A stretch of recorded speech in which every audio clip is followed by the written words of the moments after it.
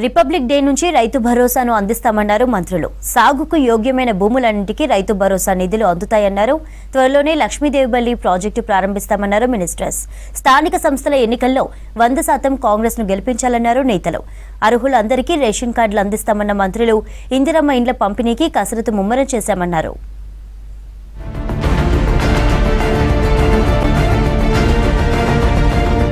రైతు భరోసా పథకం అమలుపై ప్రభుత్వం మార్గదర్శకాలను విడుదల చేసింది. పెట్టుబడి సాయం కింద ఎకరాకు 12,000 ఇచ్చేందుకు పక్కా ప్రణాళికలను రూపొందించింది. అలాగే సాగుకు యోగ్యమైన పోడు భూములకు కూడా రైతు భరోసా ఇవ్వనుంది సర్కార్.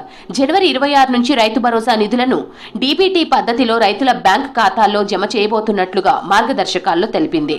ఈ పథకానికి అర్హత పొందాలంటే భూమి సాగులో ఉండాలి, అలాగే భూభారతిలోనూ నమోదై ఉండాలని మార్గదర్శకాల్లో సూచించింది ప్రభుత్వం.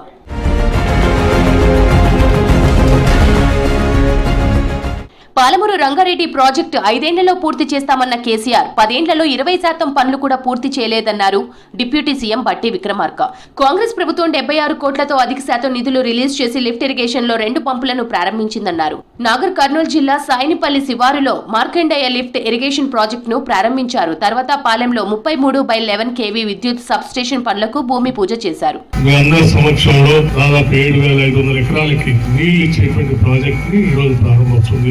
నీళ్ళన్నా నీటిపారుదల ప్రాజెక్టులన్నా రైతాంగం అన్నా వ్యవసాయం అన్నా కాంగ్రెస్ పార్టీకి అత్యంత ప్రాధాన్యత రంగాలు. పాలమూరు రంగారెడ్డి పూర్తి చేయలేదు, 10 సంవత్సరాలు నడిచారు. ఇప్పుడు మేము చెప్తా ఉన్నాం, మాకు 10 సంవత్సరాలు అవసరం, 5 సంవత్సరాల్లో ఈ పాలమూరు రంగారెడ్డి ప్రాజెక్ట్ ని పూర్తి చేస్తాం. అంతకుముందు రోడ్డు మార్గాన నాగర్ కర్నూలు వెళ్తున్న బట్టి విక్రమార్కకు స్వాగతం పలికారు షాద్నగర్ ఎమ్మెల్యే వీర్లపల్లి శంకర్. త్వరలోనే లక్ష్మీదేవిపల్లి ప్రాజెక్టును ప్రారంభిస్తామన్నారు బట్టి. ఎన్నికల ముందు ఇచ్చిన హామీకి కట్టుబడి ఉన్నామని, లక్ష్మీదేవిపల్లి ప్రాజెక్టును కట్టి తీరుతామన్నారు బట్టి. పాలమూరు రంగారెడ్డిలో భాగంగా ఈ ప్రాంత ప్రజలు చిరకాలం ఇరిగేషన్ శాఖ మంత్రి ఉత్తమ్ కుమార్ రెడ్డి గారితో, ముఖ్యమంత్రి గారితో, రేవంత్ రెడ్డి గారితో దీనిపైన చర్చ కూడా చేయడం జరిగింది.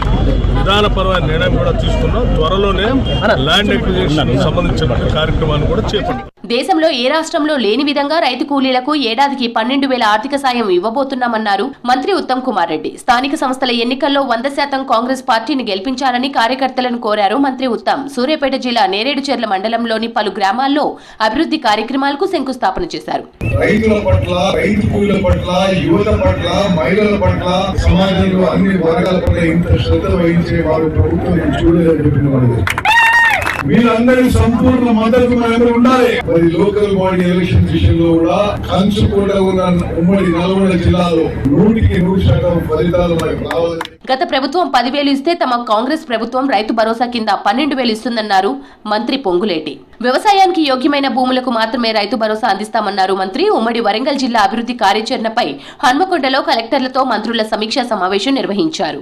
ఈ మీటింగ్ లో మంత్రులు సీతక్క, కొండా సురేఖ, స్థానిక ప్రజాప్రతినిధులు పాల్గొన్నారు. ఆనాటి ప్రభుత్వం సంవత్సరానికి ఎకరానికి 10,000 రూపాయలు ఇస్తే మన ఇందిరమ్మ ప్రభుత్వంలో ఆర్థిక పరిస్థితులు ఇబ్బంది ఉన్నా చేసే దాంట్లో భాగంగా రైతు యొక్క రుణమాఫీని 2 లక్షల వరకు చేసుకుని దానితో పాటు వడ్లకి 500 రూపాయలు మద్దతు ధరతో పాటు ఇచ్చి రైతు భరోసా కార్యక్రమానికి కూడా వ్యవసాయానికి యోగ్యమైన ప్రతి ఎకరాకి ఇవ్వాలన్నదే ఈ ఇందిరమ్మ ప్రభుత్వం యొక్క లక్ష్యం.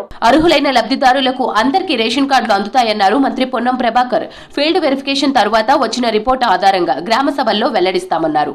ఇందిరమ్మ ఇళ్ల పంపిణీపై అవసరమైన కసరత్తు చేస్తున్నామని చెప్పారు. రేషన్ కార్డుల పంపిణీ, ఇందిరమ్మ ఇండ్ల పంపిణీ, ఈ 2 కార్యక్రమాలను ప్రతి లబ్ధిదారుడికి చేకూర్చాలని, లబ్ధిదారునికి రాకుండా ఉండేటువంటి అవకాశమే లేకుండా ఎంపిక ప్రక్రియ కొనసాగాలని కొన్ని మార్గనిర్దేశకాలు ఇచ్చి ఈ యొక్క సమావేశంలో చర్చించడం జరిగింది. ప్రభుత్వ పథకాలను నిజమైన అర్హులకు అందించడమే లక్ష్యంగా ముందుకెళ్తున్నారు మంత్రులు. ఈ నెల 26 నుంచి ప్రారంభమయ్యే పథకాలపై వరుస సమీక్షలు నిర్వహిస్తున్నారు మంత్రులు.